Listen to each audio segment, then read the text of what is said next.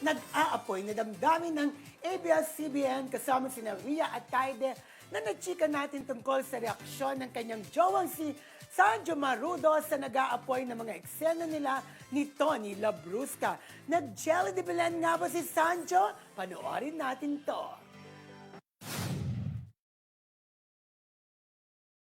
I think hindi po niya talaga pinanood. Okay lang yan. Parang, I feel like everybody has a different way to deal with scenes like that. Kasi ako rin yung nasa position, parang pipiliin ko na lang wag panoorin para hindi ko na Don't torture yourself. Oo, yung bakit pa, okay na yun. Basta alam niyo nangyayari yung mga ganong scenes. And when we do shoots, sinasabi ko, nakunin na namin. Like, gano'n. I mean, that feels nice na comfortable yung co-actor ko sa mga ganong scenes.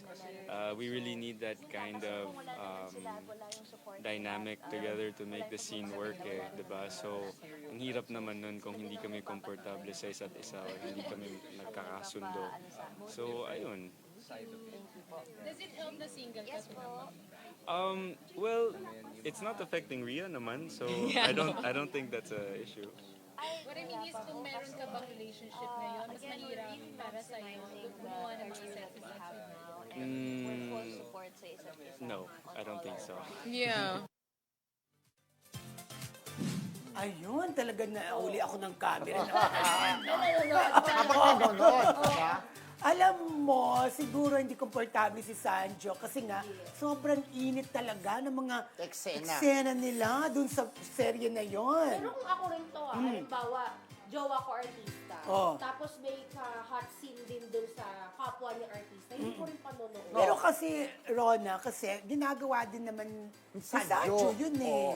Pero Sa totoo kung lang. ginagawa man ni Sanjo, hindi rin nanonood si Rhea. Di ba sabi niya, kahit ako hindi ko napapanood. Kasi kahit nasabi na eksena lang yan sa mga serye o sa pelikula, nagdidikit din ang mga labi niyan eh. baka pag Parang pakita nag-iinit ko din. lang, Pwede, di ba?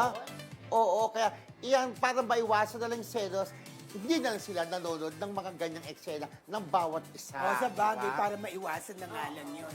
Baka mag-away pa sila. Correct. Diba? Pero siyempre, bago nila gawin mga mainit na eksena, nagsasabi, "Uy, Sanjo, may gagawin akong eksena mainit kaya ano, nasa sa'yo kung papanoorin mo," di ba? Parang ganon, di ba? Kumbaga, respeto na lang din to, no? Correct. Maging aware ka na may mga, kahit sabi mo kapwa, artista rin siya, ganun din yung trabaho niya, di ba? Oo. Pero bilib tayo din sa mga magjowa na tanggap nila yung mga ganong bagay, no? Pero, o nga, tanggap nila. Pero iba pa rin yung pag nakikita mo, yung jowa mo, may kalabsin di ba? Parang talagang nasasaktan yung ego nila na parang, oops, dapat ako na lang to. Parang gano'n, parang may selos talagang nangyayari sa kahit kanina, Meron di ba? ako- Pag, syempre, di mo maiisip ko, nakailang take kaya to. Oo, na pag ulit-ulit, di ba? Gano'n Siyempre, katagal nilang sinuto. yung iba nadadarang, di ba? Pagka love scene, parang iba. Di ba meron nga sa mga pelikula, mga sexy stars, sabi niya, tinitilagan, di ba? Tinitilagan sa mga eksena kapag ka mga sexy ka nila. Kasi kahit pa paano, laman Oo, sa laman. maapektuhan ka talaga.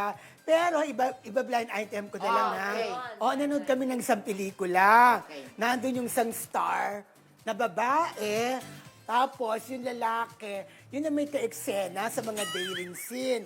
Alam mo, pinagmamasdan ko yung girl, Okay. tawa lang siya ng tawa. Ganun lang ang reaction So, niya. sa case-to-case basis, yung iba okay lang sa Oo. kanila. Pero yung iba nga talagang, pero ano nila, nasasaktan sila. Jelly Parang, de Belen ayaw- yung iba. Jelly de Belen. Ayoko panoorin jowa ko, may kalabsin na iba, parang gano'n. True. Dapat ako lang. Naman! Anyway,